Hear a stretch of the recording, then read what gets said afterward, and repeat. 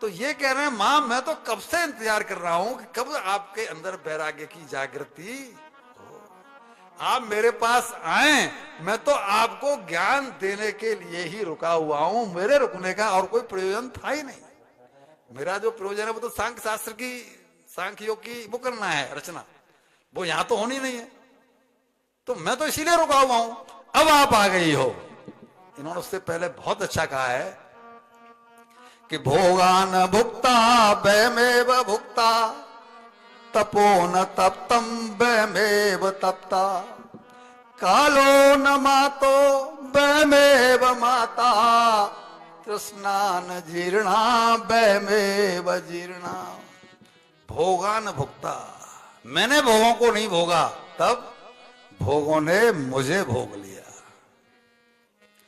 तपो न तप्तम वयमेव तप्ता, मैंने तप नहीं कि मैं नहीं तपी, तपने मैं नहीं, ताप ने मुझे तपा दिया। मेरे जीवन में जो ताप बने रहे उन्होंने मुझे तपा दिया।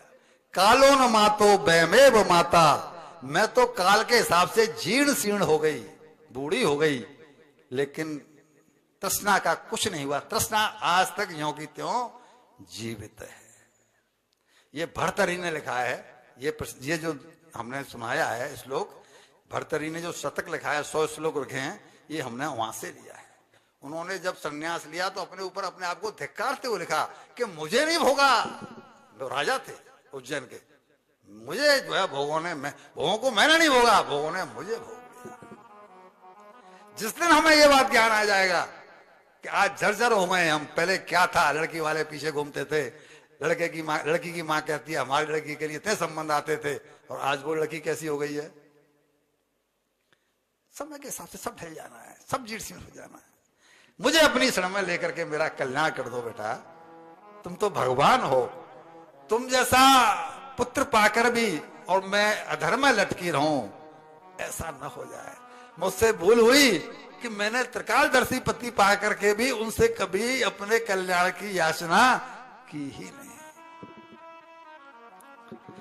जीव का ये स्वभाव है कि जल्दी से उसके मन में कल्याण की बात आती नहीं है। चिंतन तो जीव का यह होना चाहिए कि उड़ जाएंगे हम एक दिन तस्वीर से रंगों की तरह। तस्वीर पुरानी पड़ जाती है तो रंग फीके पड़ जाते नहीं पड़ जाते हैं। उड़ जाएंगे एक दिन हम तस्वीर से रंगों की तरह, वक्त की टहनी पर बैठे हैं हम परिंदों की तरह। परिंदे मीन्स पक्षी।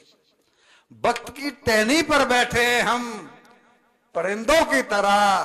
भैया जी, बहनों, बेटियों, बहुओं, बेशक हम इस जीवन रूपी किताब पर नित्य नए कवर चढ़ाएं, खूब जश्न मनाओ, खूब बर्थडे मनाओ, खूब एनिवर्सरी मनाओ, यात्राएं करो, नित्य नए कवर चढ़ाओ बेशक, लेकिन साथ में इस जीवन को भक्ति भजन से भी तो सजाओ। अगर एक तरफा रहेगा मामला तो बात कैसे बनेगी। तब इन्होंने कहा मां, अब तक आपका मन इधर नहीं था। मन ही एक ऐसी वस्तु है जो बंधन में डालती है, और मन ही एक ऐसी वस्तु है जो के मुक्त कराती है। सुबह जो हम कह रहे थे वहां पर कि मन के बिना ये दोनों काम नहीं हो सकते, न तो मुक्ति हो सकती है और न बंधन हो सकता है। अब हम देख लें कि हमने मन को कहां लगाया हुआ है। अगर मन को मनमोहन में लगाया हुआ है तो मन मुक्ति करवा देगा। मन को हमने मनी में लगाया हुआ है तो दुर्गति करवा देगा। मन का स्वभाव है, जहां मनी लगाए मन वहां पर। आप वृंदावन में एक फ्लैट खरीद लो, ऐसा नहीं हो सकता है फिर उसकी याद नहीं आवे, साल 6 महीने बाद वहां नहीं जाओगे, साफ सफाई करोगे, बिहार जी के दर्शन भी करोगे, चलो भाई घूमे आते हैं, अभी यहाँ पर कुछ काम तो है नहीं, ऐसा वैसा करके मन जहां मनी लगा हुआ वहां मन लगेगा ही लगेगा। मां, मन दोनों काम करता है। इस समय आपका मन भोग विषयों से, चिंतन से विरक्त हो जाता है, और जैसे ही विरक्त होता है तो जीवन मुक्त होने की भूमिका लिखना शुरू हो जाता है। तुम्हें भी पिताजी की तरह अपने कल्याण के प्रति महत्व बुद्धि रखना चाहिए थी। आज हमारी महत्व बुद्धि किसमें है? अपने उत्थान में नहीं, बल्कि और ऐश्वर्य के उत्थान में, संपत्ति के उत्थान में, बच्चों के उत्थान में, कल्याण में नहीं। अपने जो है ना आत्म उत्थान में नहीं है। और ये शब्द जो महत्व बुद्धि है, ये बड़ा इंपॉर्टेंट शब्द है।